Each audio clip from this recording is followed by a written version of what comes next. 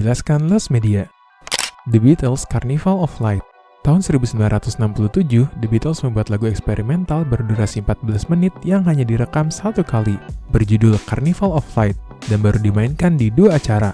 Lagu ini tidak pernah rilis secara resmi karena ditolak oleh George Harrison dengan alasan tidak suka musik avant-garde. Tahun 2008, Paul McCartney mengklaim dia masih menyimpan master lagu ini dan menunggu momen yang tepat untuk merilisnya. Tapi lagu itu masih menjadi misteri hingga saat ini. Grand Theft Auto 64. Pada E3 1999, ditayangkan Grand Theft Auto 64 yang merupakan versi asli dari Grand Theft Auto di PlayStation. Port ini sudah selesai 50% dengan grafis yang lebih bagus, level baru, dan fitur baru. Namun entah apa yang terjadi, Grand Theft Auto 64 dibatalkan sebelum diumumkan secara publik. Sayangnya tidak ada video gameplay GTA 64, hanya ada screenshot dari game yang dicetak di majalah. Me and My Friends Backyard Digans. Tahun 1998, Me and My Friends adalah episode pilot live action, namun ditolak oleh Nickelodeon demi Dora the Explorer. Lalu tahun 2002, konsepnya diubah menjadi film pendek animasi CGI yang diberi nama The Backyard Digans, dan tayang perdana pada tahun 2004. Pada 20 Juni 2025, ada Anonymous yang mengupload Me and My Friends ke YouTube, namun video tersebut diblokir oleh Paramount Pictures karena mereka memegang hak cipta video itu. Lalu 12 Agustus 2025, ada yang upload pilot versi CGI ke YouTube. Ludwig van Beethoven. Sebenarnya nggak heran kalau beberapa karya Beethoven hilang, mengingat dia lahir tahun 1770. Beberapa karya hilang karena tidak pernah diselesaikan, tidak pernah dirilis, atau semua salinannya hancur. Tapi beberapa karyanya ada yang direkonstruksi oleh seniman lain. Walaupun kita tidak tahu apakah itu sesuai dengan aslinya atau tidak. Star Wars 1313. LucasArts mengembangkan Star Wars 1313 dan diumumkan di E3 tahun 2012 dengan nuansa yang lebih gelap dibandingkan Star Wars lainnya. Sayangnya pengembangan game ini dihentikan karena Lucasfilm dan semua anak perusahaan lainnya dibeli oleh Disney. Sejak saat itu, hak untuk mengembangkan game Star Wars diberikan kepada EA. Sayangnya tidak ada demo game yang dapat dimainkan, hanya ada video gameplay yang beredar di internet. Diss track Eazy-E untuk Ice Cube. Setelah NWA bubar, Eazy-E merilis diss track untuk Ice Cube, namun anehnya lagu yang dirilis tidak menyerang Ice Cube secara langsung. Lalu pada forum Eazy-E, ada yang mengatakan ada EP yang didedikasikan untuk menghina Ice Cube, salah satunya berjudul Hit Melts Cube. Namun EP tersebut tidak pernah rilis, karena mereka berdua sudah bernamai sebelum Eazy-E meninggal. Lalu ketika Ice Cube mendengarkan lagu itu, dia meninggalkan studio sambil menangis. Namun keberadaan lagu ini belum terkonfirmasi. Attack of the Killer Rabbids from Outer Space. Game ini adalah spin-off bertema horor dari franchise Raving Rabbids yang dikembangkan Ubisoft tahun 2011.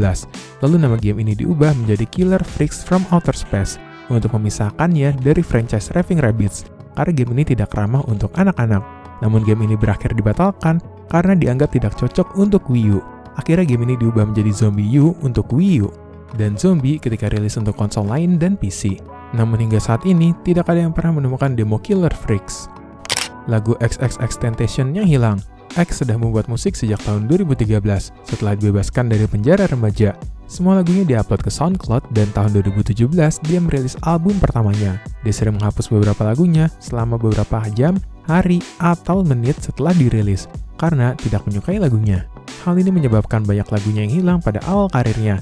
Ditambah dia masih belum terkenal saat itu, namun ada fans yang berhasil menemukan beberapa lagunya.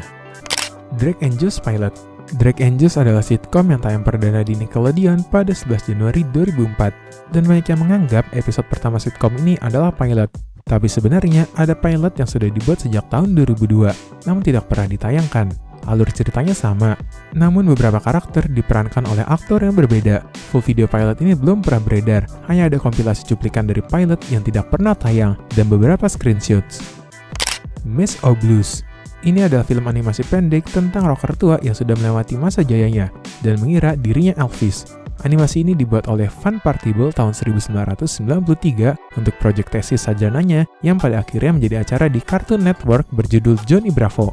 Walaupun Partible mempunyai salinan Maze of Blues, dia tidak berencana untuk merilisnya secara online, namun dia suka menunjukkannya kepada teman atau mahasiswanya di kelas animasi. Final Fantasy VI The Interactive CG Game. Tahun 1995, Squaresoft, sekarang Square Enix, bereksperimen dengan pengembangan Final Fantasy untuk konsol generasi berikutnya.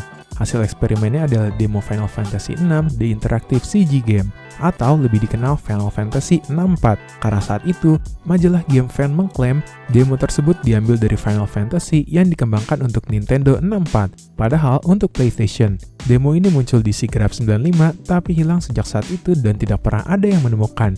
Hanya tersisa rekaman demo dari SIGGRAPH 95. Pink Floyd, Household Objects. Setelah kesuksesan album The Dark Side of the Moon, Pink Floyd merekam album eksperimental menggunakan benda yang ada di rumah, seperti botol bir, gelas anggur, koran, dan lainnya, yang diberi nama Household Objects. Namun album ini tidak pernah dirilis. Anehnya beberapa lagu pada album itu hilang. Hanya ada The Hard Way dan Wine Glasses yang diupload ke internet. Hey Arnold, The Jungle Movie.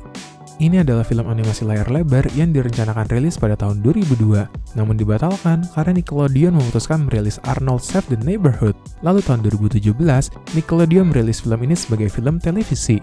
Menurut rumor, film versi 2017 berbeda dengan versi 2002, tapi ada klip durasi 40 detik dari versi 2002. Doraemon in a Thrilling Solar Car. Ini adalah film pendek yang dibuat tahun 1992 dan pernah ditayangkan di bioskop-bioskop Jepang bersama dengan film panjang lainnya. Film ini cukup sukses sampai merilis model kit dari film ini. Namun film ini tidak pernah dirilis dalam format DVD atau VHS. Padahal film yang ditayangkan bersamaan dirilis dalam format tersebut. Sekarang hanya tersisa storyboard, poster iklan, dan screenshot film di majalah cetak yang beredar di internet.